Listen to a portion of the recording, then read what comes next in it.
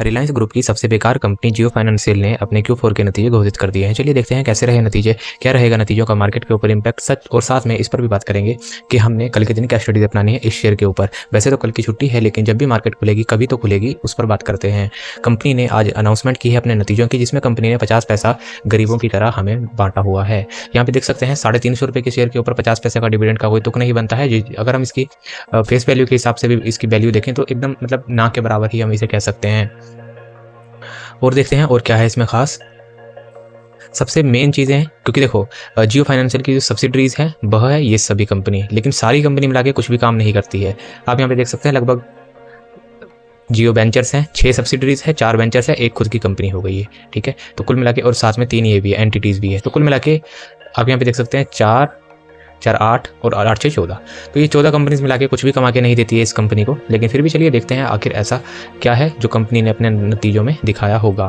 क्योंकि मैं आपको पता होगा मैं खुद भी नहीं देखता हूँ नतीजे, सिर्फ वीडियो लेकर आता हूँ, जिससे कि काफ़ी मज़ा आता है देखने में। देखो नतीजे देखते हैं। कंपनी ने पिछले साल 418 करोड़ रुपए का रिवेन्यू जनरेट किया था, उसके मुकाबले कंपनी ने 518 करोड़ रुपए का रिवेन्यू जनरेट किया है। आप यहाँ पे देख सकते हैं अच्छी खासी लगभग 20% की उछाल हमें देखने को मिल रही है। चलिए इस बार कंपनी ने थोड़ा अच्छा किया है। अगर हम बात करें कंपनी का रिवेन्यू क्वार्टरली बेसिस पर, तो 448 करोड़ रुपए के कंपैरिजन के ऊपर 518 रुपए का कंपनी ने इस बार रिवेन्यू जनरेट किया है। आप यहाँ पे देख सकते हैं लगभग 10% की उछाल है, जो कि हमें ठीक ठाक हम इसे कह सकते हैं, क्योंकि अभी इस कंपनी ने अपना कारोबार अच्छे तरीके से शुरू नहीं किया है। वो 15 कंपनियां ऐसे ही बैठी हुई है, कुछ कमाती नहीं है। आपको पता होगा खाली रहने से घर नहीं चलता, कमाने से ही घर चलता है। अगर ये कंपनी अपने असली रूप में आ गई तो अच्छा खासा कमा के दे सकती है। बजाज फाइनेंस वाला जो काम है वह ये कर सकती है, लेकिन अभी इन्होंने अपना कैपेक्स नहीं किया है, इसलिए कंपनी अच्छा खासा रिवेन्यू जनरेट नहीं कर पाती है। अब बात करते हैं कंपनी के नेट प्रॉफिट की तरफ नजर डालते हैं। तो कंपनी ने पिछले साल 310 करोड़ रुपए का नेट प्रॉफिट दर्ज किया था। आप यहाँ पे देखेंगे 310 के ऊपर, जहाँ पे रिवेन्यू में हमने 20% की उछाल देखी ईयरली बेसिस पर, वहीं क्वार्टरली बेसिस ईयरली बेसिस पर कंपनी का नेट प्रॉफिट एकदम फ्लैट यहाँ पे निकल के आया है। अगर हम क्वार्टरली बेसिस पर बात करें 294 से 316, लगभग 10% की उछाल। लेकिन वहीं पर अगर हम बात करें 10 भी नहीं है, 6% की उछाल है ये लगभग। और अगर हम ईयरली बेसिस पर बात करें तो 1 से 2% की हमें उछाल देखने को मिल रही है। 2% की, पूरे 2% की उछाल है। बिल्कुल घटिया एकदम कंपनी ने नेट प्रॉफिट दर्ज किया है। जैसा कि हम बात कर रहे थे, ये कंपनियां कुछ करती नहीं है, बस खाली बैठी रहती है। तो अब क्योंकि असल में इन्होंने अपना इनका खर्चा ही निकल जाता है अपने एम्प्लॉयज़ को सैलरी देने में और बाकी चीज़ों में, काम अभी कुछ करती नहीं है। क्योंकि जैसे बजाज कहीं पर भी आपको जियो की सर्विसेज नहीं मिलेगी, कहीं पर बस जियो फाइनेंस का जो एक ऐप है उसे लोग यूज़ कर लेते हैं, बस उससे जो जितनी कमाई हो जाती है बस वही इनकी कमाई है। अगर वीडियो पसंद आई तो लाइक करिए अभी तक। लेकिन अब बात करते हैं स्ट्रेटेजी की अपनानी है। देखिए कंपनी के नतीजे एकदम बेकार है, ऐसे मेरा मानना है। रिवेन्यू की तरफ नजर डालें तो थोड़ा बहुत ठीक है, लेकिन ओवरऑल अगर हम बात करें ना तो लॉन्ग टर्म में बिल्कुल जाने का कोई फायदा नहीं है। गरीब हो जाओगे, बर्बाद हो जाओगे। अभी करेक्शन इसमें आने दो, क्योंकि करेक्शन आएगी। एक बार इसके प्राइस की तरफ नजर डालते हैं, क्योंकि प्राइस से हमें काफ़ी चीज़ें पता चल सकती है। जियो फाइनेंस,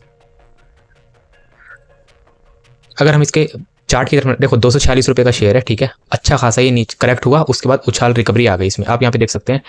अगर हम इसका चार्ट देखें पिछले 1 महीने का, तो मेरे ख्याल 180 टच हुआ था, हाँ 213 रुपये से ये अपना इस अभी का मिनिमम टच होके आ चुका है। तो लगभग 200 रुपये के आसपास फिर कभी आएगा, तब आप इसे खरीद के चलना।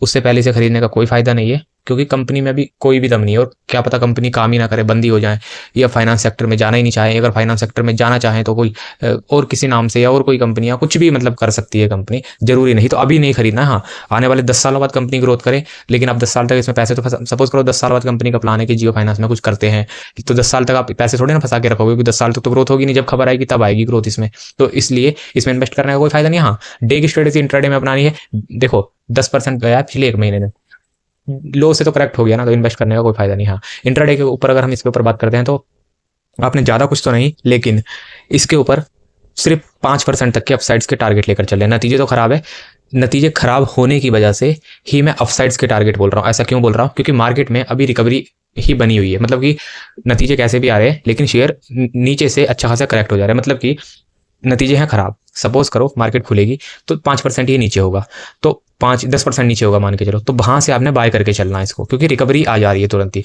आज भी नतीजे आए थे किसी कंपनी के 5% डाउन था, उसके बाद अच्छी खासी उसमें रिकवरी आ गई। इसीलिए इसमें भी आपने डाउन तो ये खुलेगा, उसके बाद नहीं गिरेगा, उसके बाद ये बाय इसमें बाइंग आएगी, क्योंकि नतीजे इतने बुरे नहीं है, लेकिन बुरे हैं, इतने बुरे नहीं है, तो इसमें रिकवरी आएगी। सुबह सेंटीमेंट खराब होगा, उसके बाद ये इसमें अच्छी खासी रिकवरी आएगी। 5% 10% नीचे होगा, बाय करके चलना, बढ़िया एकदम आपकी कमाई हो जाएगी इसमें। लेकिन हाँ, स्टॉप लॉस जरूर लगाना है, क्योंकि ऐसा ना हो कि 20% लोअर सर्किट जा रहा है और आप देख रहे हो कि और कितना बर्बाद होगा, तो ऐसा मत करना।